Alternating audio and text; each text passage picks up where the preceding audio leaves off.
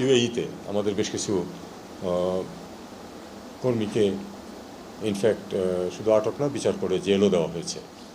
তো এই বিষয়টা আমরা গভীরভাবে দেখছি, যেন তারা কিছুতেই সাফার না করেন সেটা চেষ্টা করা হচ্ছে।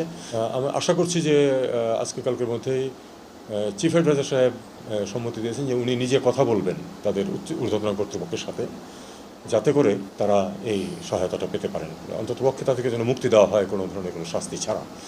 তারপরে বাকিটুকু হয়তো আমরা তাদেরকে সহায়তা দেওয়ার চেষ্টা করলাম, কিন্তু মানে নিজে সর্বোচ্চ পর্যায়ে কথা বলবেন, চেষ্টা করবেন যাতে তাদেরকে শাস্তির সম্মুখীন হতে না হয়। তারা হয়তো স্থানীয় আইনে হয়তো ব্যত্যয় ঘটিয়েছে, তারা যে কারণে তারা আমরা সেই দেশকে কিন্তু দোষারোপ করতে পারি না, তাদের যে আইন আছে সেই অনুযায়ী তারা কাজ করেছে।